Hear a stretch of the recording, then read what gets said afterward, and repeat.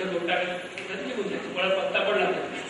थोडे एकच भेद विशेषत्वाने सांगितलं की जेणेकरून त्याचं रक्षण होतं. खऱ्या अर्थाने पुष्कळ असं होतं की मस्मत वैरी विनाशांचा पल्लव पाठ केले जातात. त्यावेळेला त्या ब्राह्मणाकडून किंवा त्या लोकांकडून पाठ पूर्ण होऊ नये म्हणून आटोकाट शक्तीकडून प्रयत्न करते, दुसरी दुष्टशक्तीकडून प्रयत्न करतात, त्या आघात करतात, त्या मारतात, त्या ब्राह्मणाला आवेग निर्माण करतात मलमूत्राचा, किंवा त्याला कधी बोलायला लावतात. आता नवीन आली मोबाईल, तर त्या मोबाईल दुसरा कर्णपिशाच्य असे एवढं सांगायचं राहिलं सांगू का? मोबाईलचं नाव आहे कर्णपिशाच्य. काय नाव म्हणा सगळे? कर्णपिशाच्य. हा बरोबर. कर्णपिशाचे का म्हणतात? पिशाचे कानाला बोलतो. कर्णपिशाचे म्हणजे अशी एक ती विद्या आहे ती कानाचं सांगतो भूत, पुढच्या माणसाचं भविष्य, आणि ते सांगतो की हा इकडे डाळा तिकडे डाळ, ती विद्या त्याला अवगत आहे, सगळं भूतकाळ सांगतो आधी. आणि आपल्याला खरं वाटतं बरोबर सांगितलं, कारखार नाही बरोबर सांगितलं. आणि त्याला काय प्रत्येकाचा असा हात करतो कानाला, आणि त्याचा ऐकतो तो पुढच्याला सांगतो. एक कर्णपिशाचे असेल की समोर किती माणसं बसली असेल त्यांच्याशी बोलायचं नाही, आधी त्याबरोबर ते बोलायचं, दिसत नाही त्याच्याशी बोलतो. ते कर्णपिशाचे, त्या पिशाच्याला बंद करून लांबच ठेवावं लागतं. त्याच्यासाठी एखादा बरोबर एका पाठ आहे का काही एखादा आहे त्याचा फ्लाईट बरोबर ठेवायचा, म्हणजे मग ते डोक्याला ताप त्याचा पाठ फ्लाईट पाठ बंद करून टाकायचं, डोक्याला ताप. हो पाठ करून बंद करायचं, जवळ सॅल काय काही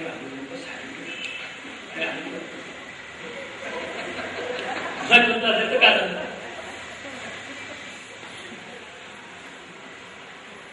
नाव आहे कर्णपिशाचे. देवीची उपासना कशी करावी याबरोबर या ग्रंथातले महत्वाचे सर्व विषय परिपूर्ण होतात. इथे देवीच्या पाठाची आणि या सगळी परिपूर्ती केली जाते. भगवती चरणातून सगळी परिपूर्ती अर्पण करूया. अजून 3 स्कंद बाकी आहेत, 10, 11, 12. त्यामुळे काही फार काम नाही, हे फार सगळं. पण मुख्य उपासना मार्ग तत्व मार्गाचा सांगितला. दशम स्कंदामध्ये केवळ एकच कथा आहे, ती दीर्घ चालली, गुरुतत्वाची कथा. काय झालं की हिमालयाला सर्व संपत्ती मिळाली, नाना प्रकाराने सगळी संपत्ती बघितली. मम्मी तपश्चर्या झाली हिमालयात, त्याला देवीची कृपा प्राप्त झाली. त्या हिमालयाचा एवढा जोर वाढला की ते हिमालयापेक्षा जगात वेगळं काही नाही. दक्षिणेला विंध्याचल पर्वत होता, विंध्याचल. तर नारदांनी डोक्यामध्ये आलं की विंध्याला का मोठं करू नये, म्हणून नारद विंध्या पर्वतावरती गेले. आणि विंध्या पर्वताने नारदाला नमस्कार केला. नारदांनी विंध्याची पाठ फुटली आणि म्हणे या जगामध्ये सगळ्यात चांगला पर्वत तूच आहेस, मला तू फार आवडतोस, फार बरं वाटतं तुझ्या नारदांनी, पण एकच तुझ्यामध्ये कमी आहे. म्हणजे काय, तू हिमालय एवढा उंच नाहीस रे. अशी हिमालय उंचीला उंची काय सुंदर आहे. हे म्हटल्यानंतर विंध्याच्या नारद गेल्यानंतर हिमालयाला वाढ विंध्या वाढायला लागला आणि वाढता वाढता वाढता खूप उंच गेला विंध्याचल.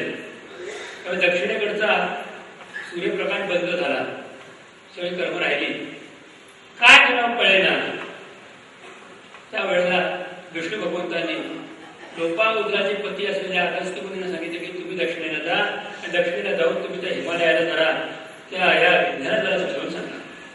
सांगितल्यानंतर सगळे देवता अगस्त्य मुनी शरण गेले. अगस्त्य मुनी सांगितलं अगस्त्य ठीक आहे जातो. आणि अगस्त्य मुनी दक्षिणेमध्ये आले.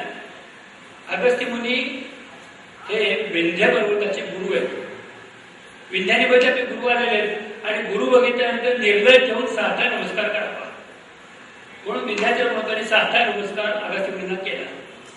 आता हा नमस्कार आपल्या मनाने नाही करायचा, ते गुरुच्या मनाने करायचा असतो. म्हणजे गुरु उठ म्हणेपर्यंत तसंच डोळत पडायला म्हणजे पडलं पाहिजे. काय झालं, विंध्य पर्वताने नमस्काराला वाकल्याबरोबर अगस्त्य मुनी म्हटले असाच नमस्कार करून ठेव, मी चटकन एक काम करून येतो, उठू नको, बस तसंच. म्हटलं ठीक आहे. कोणी हात पुढे, कोणी पाय मागे, नाक डोकं टेकलेलं, तुला विचारा नमस्कार करतो. अगस्त्य मुनी दक्षिणेला निघून गेले आणि त्याच्यानंतर अगस्त्य मुनी उत्तरेला कधीच आलेले. तो विंध्याचल पर्वत आजही वाट पाहतो की मुनी येतील आणि मला उठ म्हणतील. त्यामुळे झालं काय, तो उंच वाढलेला आडवा झाला आणि त्याला पूर्ण आम्ही झोपून टाकले. पण ते अगस्त्य मुनीने केलेली फार मोठी युक्ती होती. तिथं विंध्यवासिनी देवीला करून ठेवलं आणि त्या पर्वताचं त्यांनी कल्याण करून ठेवलं, परत अकल्याण केलं नाही. नारदांनी विड्यावर पण ठरवलं, त्याला सरळ केलं आणि तिकडे प्रकार केला. आपल्यापेक्षा जास्त आजही देवीची उपासना लक्षलेलं आहे. आणि याचं कारण असं आहे की या उपासनेचं मर्म जाणणाऱ्या अगस्त्य दक्षिण रामाने जेव्हा रावणाला मारलं, त्याला आदित्य हृदय स्तोत्र रामाला अगस्त्य मुनीनेच दिलेलं आहे. आणि अगस्त्य मुनीने अनेक गुह्य स्तोत्र वगैरे दिली. अशा विद्याप्रतावर सगळं संकट दूर केलं. मग वेगवेगळ्या मनुचं चरित्र, चाक्षुष मनवंतरातल्या वेगवेगळ्या राजांचं चरित्र, सुरज राजाला राजा भ्रष्ट झाला होता त्याची छोटीशी गोष्ट, सरस्वती मंत्राची गोष्ट, महाकालीचं महात्म्य, सावरणी मनुची कथा सांगून या चरित्रामधल्या अनेक गोष्टी परिपूर्ण करतात. आणि नंतर एक गोष्ट सांगतात ती अत्यंत श्रेष्ठतम अशी गोष्ट आहे.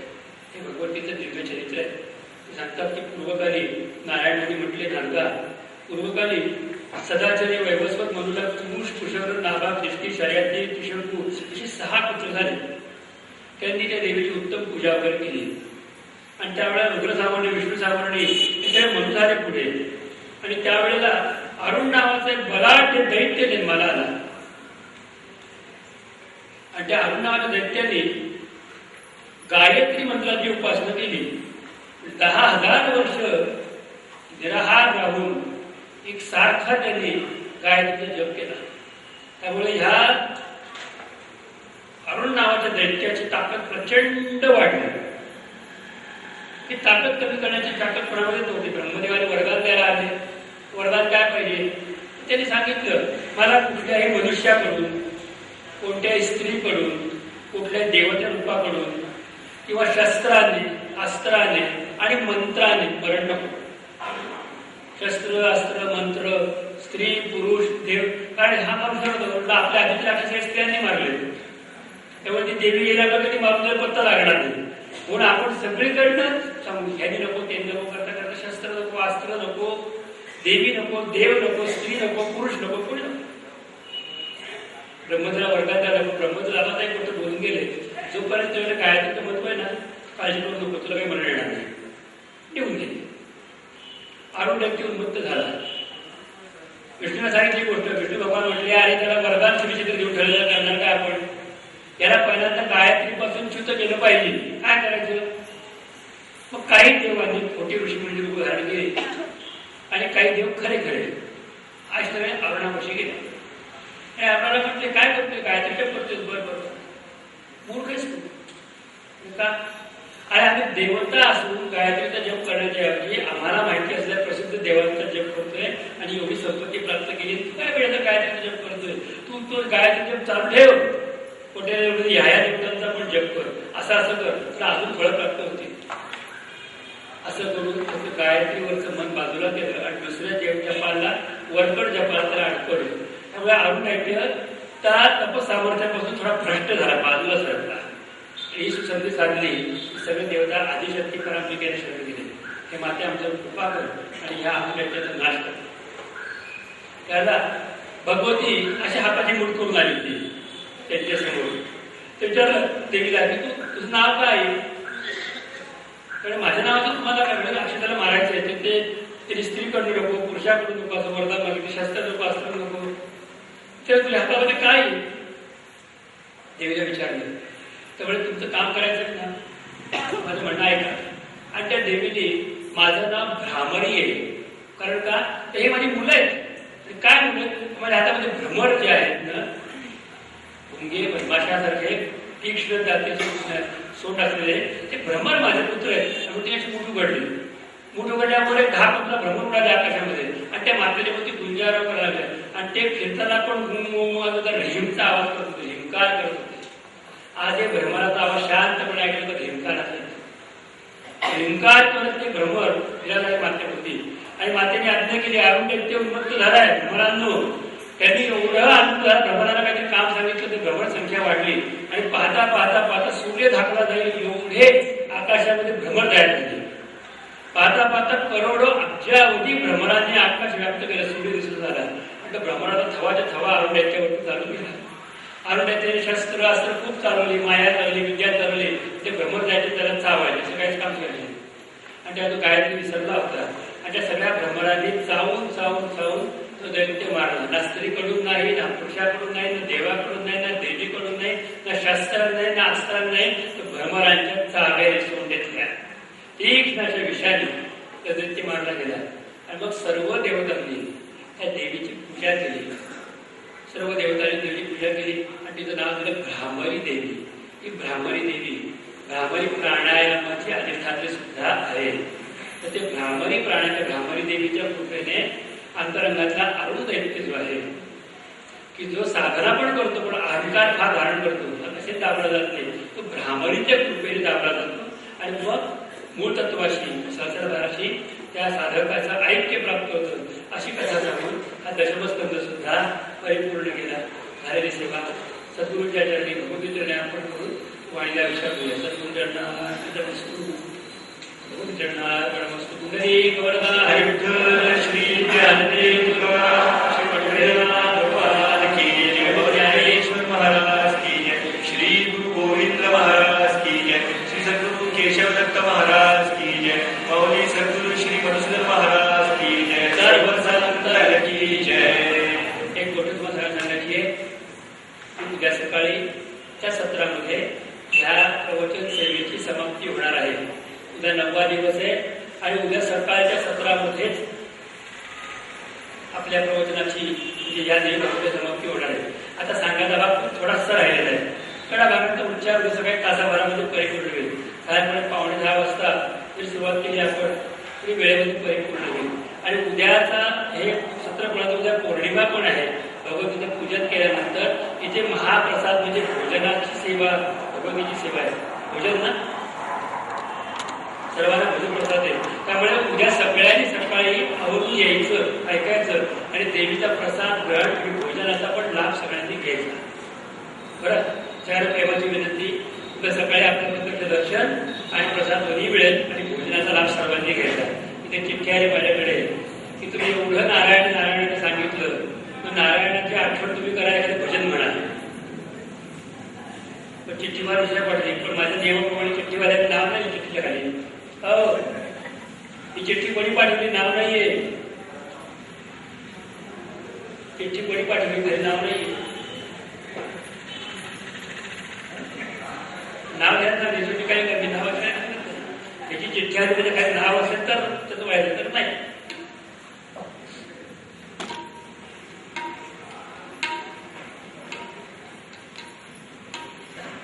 स्वर द्या, त्यांना जोरात द्या. हा, शास्त्रीय कसा तो बोलून खाली.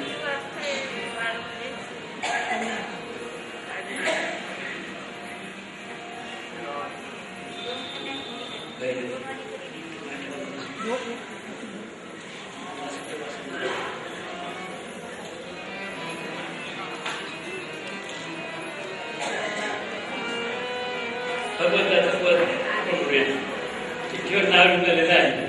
आता बळा हरकत नाही. बिना नावाची चिठ्ठी तो पण स्वीकार करतो. तुम्ही कशाला स्वीकार नाव घेऊन पाठवायचं. कळलं मला. नका गुंतू तुम्ही विषय कामा,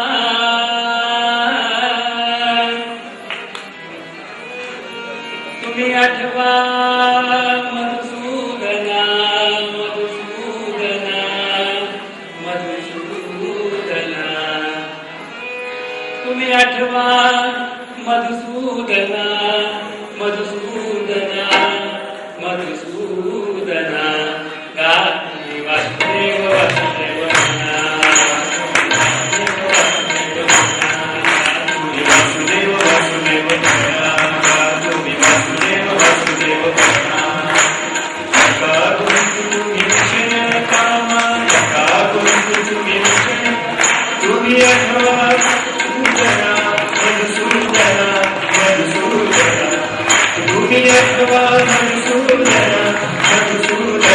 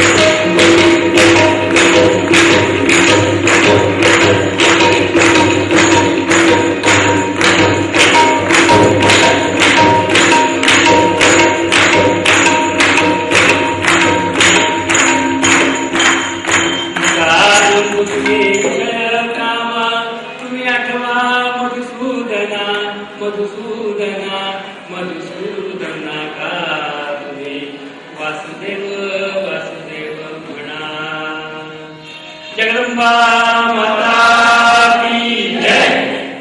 आरती लावा. आज आरतीसाठी श्री चंद्रकांत जगताप, सौ शोभाताई कुर्तकोटी आणि श्री पांडुरंग निबंधे यांनी पुढे येते. श्री चंद्रकांत जगताप, सौ शोभाताई कुर्तकोटी, श्री पांडुरंग निबंधे. रेणुके कल्पकदंबे जय जय जगदंबे. अनुपम स्वरूपाची तुझी घाटी धन्य नसे या सृष्टी